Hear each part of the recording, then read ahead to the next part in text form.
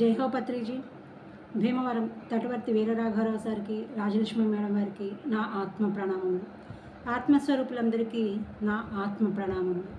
ఈరోజు మనం ఆదిశంకరాచార్యులు వారు చెప్పినటువంటి జాగ్రత్త పంచకంలోని ఒక శ్లోకాన్ని తెలుసుకుందాం.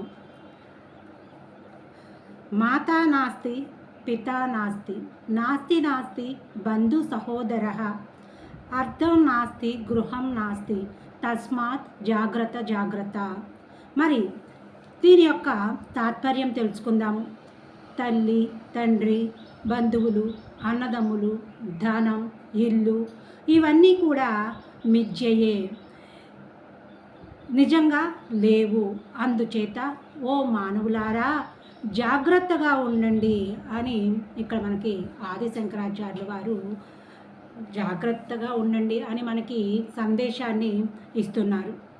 మరి ఇదంతా ఎప్పుడు అర్థమవుతుంది, ఎవరికి అర్థమవుతుంది అంటే నేను దేహం కాదు ఆత్మ అని తెలుసుకున్న వారికి అర్థమవుతుంది. మరి నేను దేహం కాదు ఆత్మ అని ఎవరికి తెలుస్తుంది? జ్ఞానం ఉన్నవారికే తెలుస్తుంది. జ్ఞానం లేని వారికి అంటే అజ్ఞానికి ఇది అర్థం కాదు. మరి అజ్ఞానిగా ఉంటే ఏమవుతుంది అంటే జన్మలు పెరుగుతాయి. జన్మలు పెరిగితే ఏమైందిలే అనుకుంటే దుఃఖం ఉంటుంది.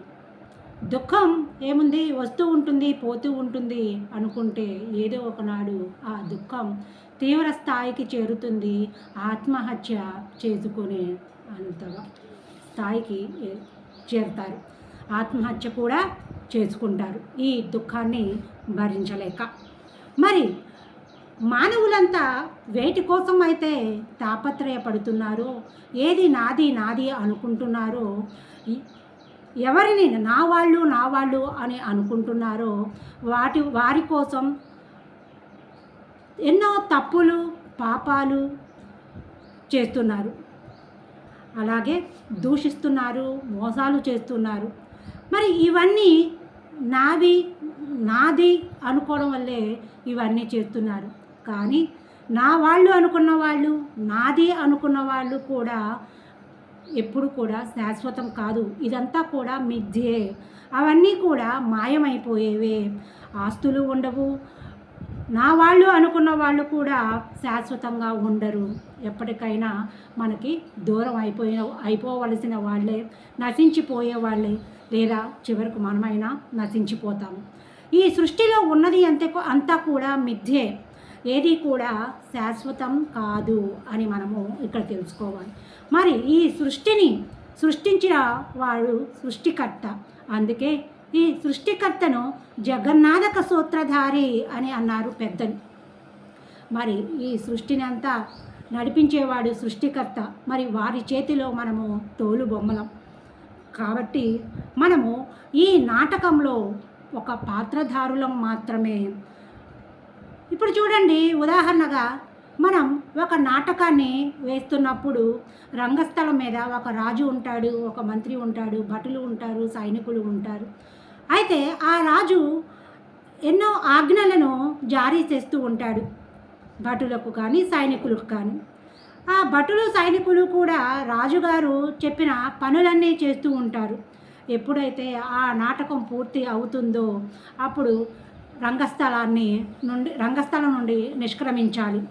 రంగస్థలం నుంచి నిష్క్రమించినాక కూడా తను రాజులాగానే ప్రవర్తిస్తే ఆ భటులు ఆ సైనికులు ఆ రాజు చెప్పిన పనులు చేస్తారా? చేయరు కదా. ఎప్పుడైతే ఆ రంగస్థలం మీద ఉంటారో అప్పుడు మాత్రమే అతను రాజు. అంతేకాని ఆ నాటకం పూర్తయినాక రంగస్థలం దిగిపోయినాక కూడా నీవు నేను చెప్పినట్లు చేయాలి అంటే ఎవరు కూడా అతని మాట వినరు. అలాగే ఒక సినిమా తీసుకున్నా చూడండి, హీరో హీరోయిన్ ఉంటారు. ఆ రంగస్థలం మీద ఆ సినిమా చేస్తున్నంతసేపు మాత్రమే, ఆ సన్నివేశంలో మాత్రమే వారు భార్య భర్త. అప్పుడు మాత్రమే ఆ భర్త ముట్టుకున్నా, తాళి కట్టినా, ముద్దు పెట్టినా, ఏమి చేస్తున్నా, ఒకవేళ హింసించినా కూడా ఆ హీరోయిన్ అనే భార్య అవన్నీ భరిస్తుంది. అంతేకాని ఆ సన్నివేశం పూర్తయిన తర్వాత బయటకు రాగానే నేను నీ భర్తను అని ముట్టుకున్నా, ముద్దు పెట్టుకున్న ఆ హీరోయిన్, అదే ఆ భార్య స్థానంలో ఉన్న హీరోయిన్ ఊరుకుంటుందా? లేదు కదా, చెప్పు తీసుకుని 4 తంతుంది. అలాగే మనము ఈ నాటకంలో ఉన్నవాళ్ళం, ఈ రంగస్థలం మీద మనం ప్రతి ఒక్కరము కూడా పాత్రధారులమే. మనల్ని నడిపిస్తున్నది ఆ సృష్టికర్త, ఆ జగన్నాథుడు మాత్రమే. కాబట్టి మనం ఈ భూమి అనే పాఠశాలలో పాఠాలు అనుభవాలు నేర్చుకోవడానికి మాత్రమే వచ్చాము. అంతేకాని వీరంతా నా వాళ్ళు అని అనుకోవడం చాలా మాయలో ఉన్నట్లే. మనం ఇదంతా ఒక మిథ్య, మనం భ్రమలో జీవిస్తున్నాము అని మనము ఇక్కడ తెలుసుకోవాలి. ఉదాహరణకు అర్జునుని అభిమన్యుడి కథ తీసుకోండి. అభిమన్యుడు పద్మవ్యూహంలో చిక్కుకొని చనిపోయినప్పుడు ఆ సమయంలో అర్జునుడు లేడు. అయితే ఈ విషయం తెలుసుకున్న తర్వాత అర్జునుడు వచ్చి ఎంతో రోధిస్తాడు, కృష్ణుడిని ఎంతో తిడతాడు, నానా రకాలుగా అంటాడనమాట. నీవు కావాలనే చేశావు, నేను లేని సమయంలో నా కుమారుని ఇలా ఇచ్చేశావు అని చాలా బాధపడి దూషిస్తూ ఉంటాడు. అప్పుడు చివరికి కృష్ణుడు అర్జునుడికి సూక్ష్మ శరీరం శక్తిని ఇచ్చి ఆ సూక్ష్మ శరీర యానంతో మరి అభిమన్యుడు ఉన్న లోకానికి పంపుతాడు. అప్పుడు అర్జునుడు ఆ లోకానికి వెళ్ళి నాయనా అభిమన్యు పుత్ర అభిమన్య అని కేకలు పెడుతూ ఉంటాడు. అప్పుడు అభిమన్యుడు అంటాడు, నీవు ఏ జన్మలో తండ్రి నీవు నాకు, నేను ఎన్నో జన్మలు పొంది ఉన్నాను, ఏ జన్మలో తండ్రివి నీవు అని అడుగుతాడు. అప్పుడు ఆ అర్జునుడికి మతిపోతుంది. అప్పుడు తన తప్పు తెలుసుకొని తిరిగి వచ్చి కృష్ణుని పాదాల మీద పడతాడు, నన్ను క్షమించు కృష్ణ అని. అప్పుడు జ్ఞానాన్ని పొందుతాడు. ఇలా మనమందరము కూడా ఇదే భ్రమలో ఇదే మాయలో జీవిస్తున్నాము. నా నా నా అనుకుంటున్నాము, నా వాళ్ళు అనుకుంటున్నాము. వీరు ఈ జన్మకు మాత్రమే నా వాళ్ళు అని తెలుసుకోలేకపోతున్నారు. మరి ఎప్పుడైతే మనము రాత్రిపూట నిద్రపోతున్నప్పుడు కళలు వస్తాయో మేల్కోగానే ఆ కళలన్నీ కూడా మనం ఓహో ఇది కళ అని అనుకుంటాము. అలాగే ఇప్పుడు ప్రస్తుతం మనము జీవిస్తున్న జీవితం అంతా కూడా పగటి కళే. మరి ఇది కళ అని ఎప్పుడు తెలుసుకుంటాము అంటే చనిపోయిన తర్వాత పైకి వెళ్ళినప్పుడు తెలుస్తుంది, ఓహో ఇది పగటి కళ అని.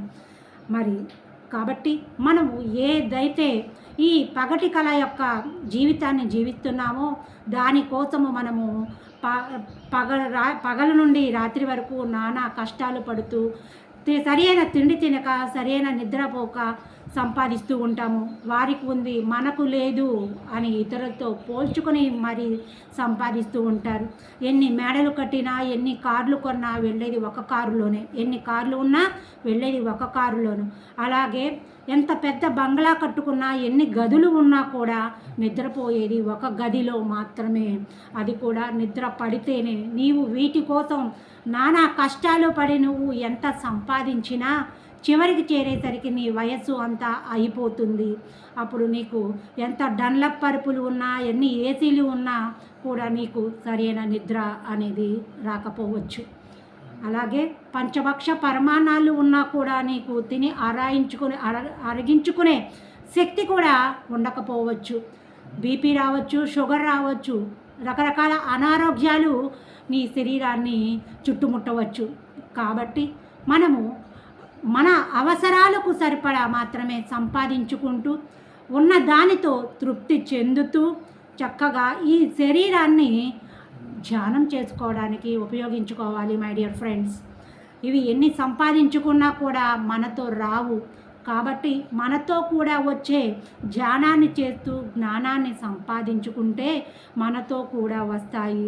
మన భవిష్యత్తు బాగుంటుంది, ప్రస్తుత భవిష్యత్తు బాగుంటుంది. అలాగే మనము తిరిగి జన్మ తీసుకునే భవిష్యత్తు కూడా బాగుంటుంది. అంటే మనము సరైన ప్రణాళికతో మనము తిరిగి ఈ భూమి మీదకి రావడం జరుగుతుంది.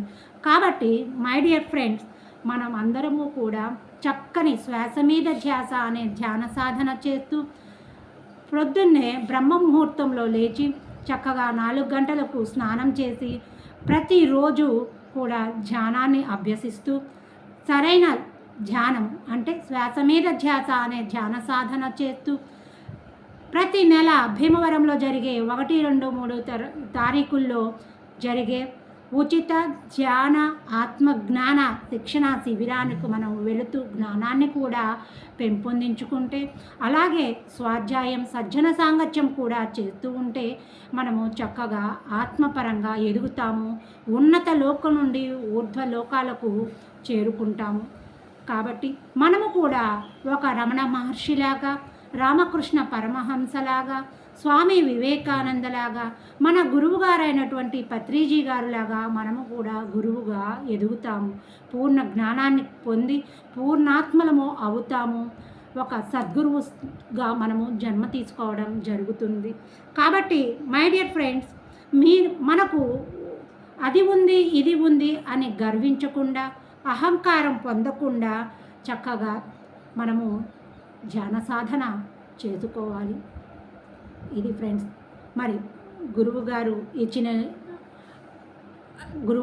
అంటే ప్రస్తుత నా గురువులు వీరరాఘవరావు సారు గారు నాకు అందించిన ఈ ఆదిశంకరాచార్యులు వారి జాగ్రత్త పంచకం నుండి నాకు ఈ జ్ఞానాన్ని అందించారు ఈ శ్లోకం ద్వారా. మరి నేను తెలుసుకున్న జ్ఞానాన్ని మీతో పంచుకుంటున్నాను. కాబట్టి మీ అందరూ కూడా తెలుసుకొని దుఃఖం నుండి బయటపడి శాశ్వతమైన ఆనందాన్ని పొందాలని ఆశిస్తూ మీతో నేను పంచుకోవడం జరిగింది. మరి ఈ సందేశాలు మీ అందరికీ నచ్చితే లైక్ చేయండి, షేర్ చేయండి, సబ్స్క్రైబ్ చేయండి. ధన్యవాదములు. Thank you.